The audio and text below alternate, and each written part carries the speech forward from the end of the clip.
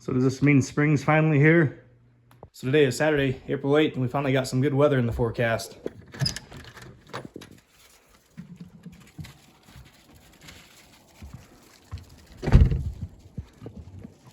So they're saying by Sunday or Monday, we're supposed to be up close to 60 degrees, so hopefully that puts a number on this snow and we don't flood out too bad.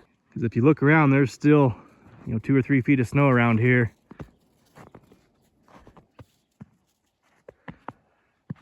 It's just hanging around this spring. It's crazy it's going to warm up that much because yesterday when I drove to work, it was in the single digits. So to go from the single digits to 60 degrees in a few days is a pretty big swing. I got to go up on top of our roof and shovel off some of this snow, so it's all not melting right there then dripping down that chimney. So last year we had a fireplace company come out and install the stove for us for this exact reason, in case there was a problem where the roof leaked or or you burnt your house down, then they were liable for it, and we got a hold of them and they're going to come out and fix the problem. That's the reason we had them do it instead of doing it ourselves, just for the liability side of things. So you can see we already cleaned it off once this spring. So I'm just going to clean out all this snow here and hopefully it'll dry up and not drip in there so much. Luckily it doesn't seem to be hurting the sheetrock or anything else. It's just dripping down into that pan and then dripping out down the chimney. So hopefully it's not too major of an issue and they can fix it pretty quick. That should help out quite a bit, getting that snow away from there. Shoving the snow off the roof seemed to fix that leak. So I just wanted to do a quick update video for you guys and show you what we've been doing the last few weeks. So it's the end of March and we're just a few days away from April. I'm pretty much down to my last few outside bales. So I just took the last silage bale out of this row today, and I got one more right here in this row. I've got 2 dry round bales right here that are in a row. And that's all I got left for dry bales. And buried in this mound of snow is 3 more silage bales. So in total I've got 4 silage bales and 2 dry bales left. That'll feed my cows and my dad's cows for the next 2 days. So then after that, there's no more outside hay, and the elk are going to start pushing on this hay shed. We'll just have to see how that hay shed holds up. And I'm pretty much ready for them. I've got a few more things that I need to do tonight just to kind of button everything up, and once I get that done, I think we'll be pretty prepared for them. I've had a lot of good suggestions in the comments on some of our videos that we put out, and I'm going to try a few things that people are advising us to do and see how it turns out. So one of the suggestions was that I use one of these freestanding panels that I build and use this on one of the ends of the hay shed. I didn't really think about it at first because they're only 6 feet tall. I thought maybe the elk would jump over. The guy that commented said I should just wire some of them elk panels up on top and just make it, another 2-3 feet taller. But I didn't have any extra freestanding panels hanging around, so I had to dig this one out of our corral here. So I just dug it out of here because we won't be using this corral anytime soon. And by the time we need it, hopefully the elk have moved on or eaten grass by then. That was a pain though, trying to dig that out. I bet it took me 30 minutes because the feet were frozen down here in the ground, so I had to scoop that away. Then I had to use a shovel to dig out them feet here and over on this side. And I also got lucky because my aunt took down her dog fence and replaced it with a different fence. So she gave me a bunch of this chain link fence here. So I'm gonna take that and I'm gonna drape it over whichever bales might be touching them elk panels out there. That way the elk can't reach their noses through there and chew on that hay. So I still got a little bit more to do, but got a few more days and hopefully I can get it done before the elk get in that hay shed. Well, you guys, this is it. This is our last outside bale. This bale here will get us into March 30th. So I was just a day shy of my goal of getting into April with this outside hay, but we got pretty close. So tonight's gonna be the night to see how this hay shed holds up against these elk. And another problem we've been dealing with the last few days, raccoons found us again. The thing that makes me so mad about raccoons is they'll kill a chicken every night and they'll only eat part of it and then just leave the rest. I've been trying to use a live trap to catch this raccoon, but I haven't been able to get him to go inside of it and haven't been able to trap him with that. So one of my neighbors let me borrow his trap, and he called this a dog-proof trap. And the way this trap works is you put some bait down here in the very bottom, and that raccoon will stick its paw down in here to try to get to that bait. It hits that trigger and then it springs the trap, and they call it a dog-proof trap because the dogs can't get in there to trigger it, so you don't catch your dogs. So I figured that'd be pretty good to use around here with our dogs running around. I'll show you guys how this works. So then to set it, you just set it down on something and push it, and it locks in. And this right here was holding that spring back. And like I was saying, inside of here, there's a trigger down in there. You see it flopping around there? So you put your bait down there below that. So when that raccoon goes in there and tries to dig out the bait, he hits that trigger. So he goes in there, he's digging around. Snap shut on his leg.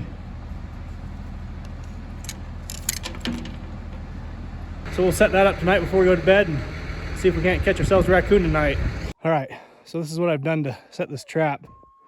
So I've dug a hole. I made myself some little steps to get out of here. Because my neighbor said I need to stake this trap down in the dirt so the raccoon won't drag it away. So I'm gonna set that trap down here and I'm gonna sprinkle some dog food around it. And I've got some dog food in the trap also. So I'm hoping that raccoon's curious enough that it'll get down in there, eat some of these loose pieces of dog food, start digging around in the trap, and hopefully we'll get him. We'll see what happens. I'll get it set up and I'll show you what it looks like. This is what we got. Like I said, I sprinkled some of that dog food around the edges. And like I said, we've got more dog food down in the trap. And I drove that stake a good 1.5 feet or so into the ground. So I don't think there's any way he's gonna pull that out.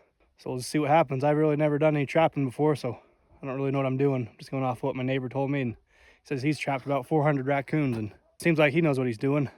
He was saying it might take a couple of days after you set this trap for the raccoon not to be so cautious around it, because there's new smells and new giant hole in the ground here. The snow's still probably 2.5 to 3 feet deep. It's about waist deep on me. And I've got my live trap still set up over here, part of a chicken head in the back of it for bait. And I shut our coop door also, just to try to keep the rest of our chickens safe in case these traps don't work. We'll come back out here in the morning and see what we got. So this is our first day having all our hay locked up so the elk can't get to it. And I'll show you what they've done today.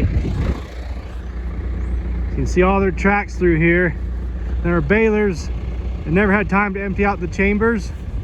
So it looks like they're coming in here and they might be nibbling on some of these bales inside those chambers. Look at all these tracks through here. They're just trying to find little chunks of hay that we've dropped throughout the winter. So it looks like they came over here and eaten on that straw through the panels there. Doesn't look like they've eaten anything on this side yet. Hopefully they just don't find that side and I'll have to put up the chain link fence down that side. But this spot here though, I need to put up the chain link fence there because they're reaching through there and nibbling on that bale. I still need to come out here and put out my freestanding panel. That way I can get in and out of there pretty easy. So that's the next thing on my to-do list. I don't think I'll get to it tonight, but maybe tomorrow I can get to it. I should probably warn my neighbors that the elk might be heading their way here in a couple of days.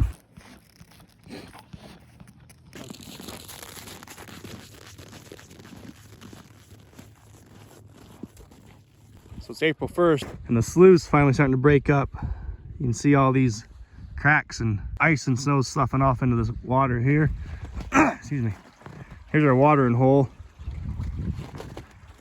It's gotten quite a bit bigger. And if you look down there where Piper's running at, it's starting to slough off right there too. We'll walk down there and I'll show you that. I locked all the cows and calves over in this other pasture. So I just closed that gate there where they're all standing, because I didn't want them out here while the slough's breaking apart. It's a trail they made through the winter. Like this is right on top of the slough. You can see it's broken off here, and the other side of the bank is right here. So their trail goes right down the middle. It'd be just my luck these cows would be using this trail or one of those calves. This whole piece would just break off and drown a couple cows and calves, and I just wanted to avoid that. And I could just see a calf falling in here and getting stuck, not being able to get back out. Yeah, see right there, that fracture. So I'm out here feeding cows this afternoon. I wanted to show you how much the slough's changed just in 12 hours. This is what it's looking like now. I'm sure you can see now why I was worried about having these cows out here. Because sure enough, I mean, their trail is right on top of this. Have one of them fall into here. Even though it's not real deep, I mean, how would they ever get out of here? And maybe they could crawl up over here, but they're not going to jump up over that. So here's our watering hole. I'm going to try to get them some water tonight. So the gate where they're locked behind is just right here behind that tractor. So I'm just going to plow a path right through here and right to there. This is pretty shallow here, and so I'm just going to try to clean this up so they can get right into that water there. There's some heavy wet snow though, so it might take me a minute.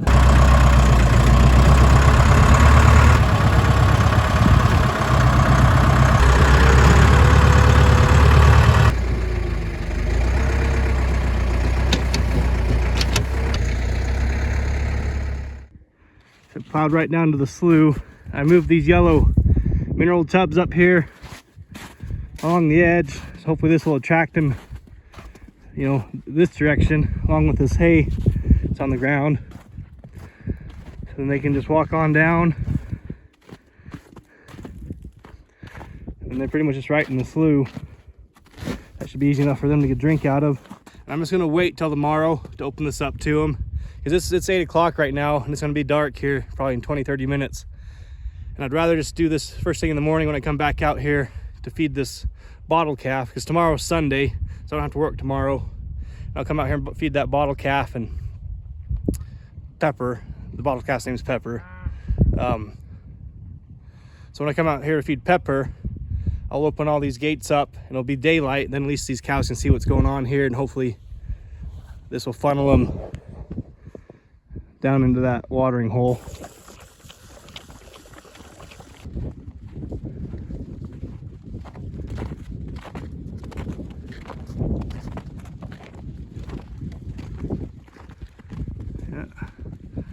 They're all heading down there. All those cows figure out the water. We'll walk over here and see how our freestanding panel did last night, keeping those elk out of that hay shed. So I'm just walking out of my driveway. So here's my driveway, and our house is back there. Look what we got here. Elk prints.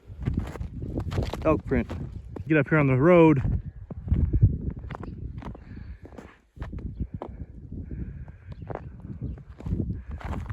All elk prints.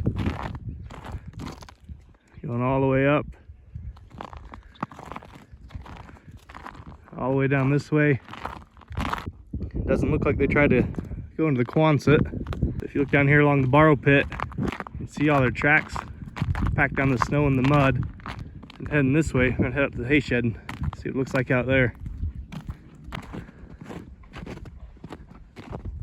So it looks like they didn't get into the hay shed, so let's hope our hay shed keeps holding them out. And I'm lucky enough with the cows, because I'm only feeding, you know, my dad's cows what they need for the day, and that's what I'm doing for my cows also. I'm just feeding them what they need for that day, so there's nothing left over on the ground for the milk to come out and eat on that.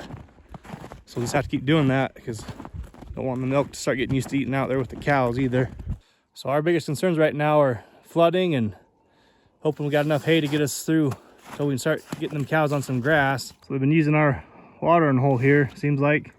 So I'm kind of show you guys what it's looking like out here. You can tell it's starting to melt.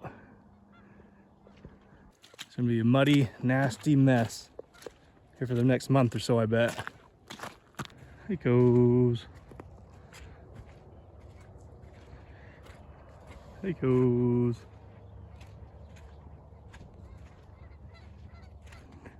This ground where we've been feeding at is holding up really nice, though. It's not really starting to pull up too much yet, and giving these cows a nice place to lay down. Geese are starting to show back up. Oh, there she is. Pepper. Okay. Sorry, I'm a little late today. Okay, chill out. Here.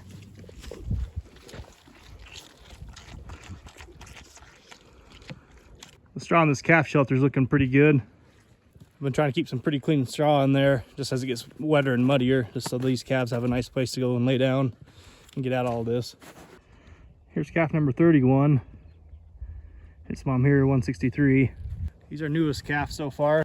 We just had him and another calf 2 days ago. So 31 and 30 are our newest calves out here. And I think that's 30 over there. I'll walk over there and check on him too. So I usually like to be about done with calving by this time of the year, just because of the mud and the water and all the filth that we get once the snow starts to melt.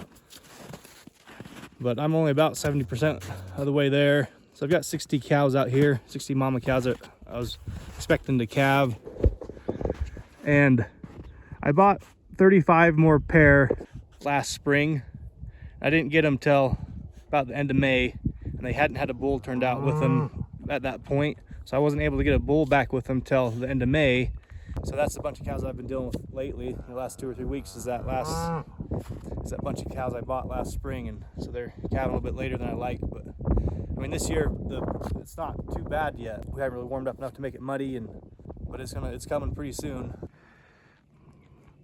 Pepper won't leave me alone this morning. She keeps sucking on my shirt tails. So I'm hoping I'm done calving by the end of April, first part of May. But it seems like there's always some stragglers that hang on a little bit longer. So here's calf number 30. He's doing just fine. Usually my rule of thumb when it comes to calf health is, you know, if I can't catch them, they're probably doing all right. So no new calves so far today. We never did catch our raccoon. After setting these couple traps for him, I don't know that I ever really noticed him come back. I haven't really seen many tracks or anything. We've been trying to be really good about coming out here at night before we go to bed and locking the chickens in the coop, then just letting them out when we go to work. And hopefully that raccoon just moved on to other places when he stopped getting the free food here. So I can't believe it's April 8th and my driveway is still not cleared off. It's coming though. This left side here, I guess right side looking this way, is so much higher because of all the wind we had this winter. So we had a lot of wind come out of the south, and it would just blow that wind right across this field and drift our driveway in. And even trying to keep it plowed, you know, this side still got packed up higher than what this side over here did. So even though these elk haven't had anything to eat for the last week out here, they're still coming down every night and moseying around. So luckily my panel here seems to be tall enough that they're not wanting to jump up and over. So I'm glad that worked out, because that's sure been nice just being able to come in here and scoop that up with the forks and move it out of the way and get into the hay shed. So what I'm worried about now though, as we start getting warmer and the snow starts to melt, is that this pile of snow here is going to melt down, and it's going to start leaving a gap here on the bottom of this panel that we put up. And if it keeps melting down so much, they'll be able to just go right under that panel and into the hay shed. So we'll just have to watch that, and we might have to put another row of panels here along the bottom to keep them out if the snow melts down that much. I'm hoping by the time that happens, these elk are gone and out of here and that they're eating somewhere else. So our hay situation's been on my mind quite a bit lately. So if I did my calculations right and stick to my feeding plan, we've got enough hay in here to get us to May 17th. So that's just a little over 5 weeks from now. And that's if I go out and feed every day and then feed the exact amount of hay that each cow needs for that day. That's how long this hay's gonna last us, until May 17th. And if you guys have watched, you know, our channel for any amount of time, you probably know that on June 6th, we have forest permits up here on these west hills. So we usually go down the forest with our cows on June 6th, but this year, I don't know. I just don't know what's gonna happen. And I'm hoping by the time we get to the middle of May that there's some grass growing down here, and that we're not having to feed so much, and that we can get it by till we can go up on the forest. But I don't know what to expect this year. It's been such a crazy year, got such a crazy winter. I guess you just hope for the best and plan for the worst. And if things get real dire, we do have a decent amount of horse hay left here in the Quonset. But my dad has quite a few horse hay customers that count on us for their hay through the winter, and everybody's in the same boat this year where winter's been so long, and them spring grasses are going to take a while to get here. So we don't want to run out of horse hay for those customers either. So we're kind of in a juggling act right now, and hopefully we can get all them horse hay customers taken care of and still have a chunk of this horse hay left that will give us a buffer for our cows if we need it. So that's just kind of what's been on my mind when it comes to hay. So there's an update for you guys. Nothing too new going on in here, just the same old, same old. Just trying to get out of this winter, get into summer hopefully eventually. Hope you guys enjoyed the video, and thanks for watching. Have a good day.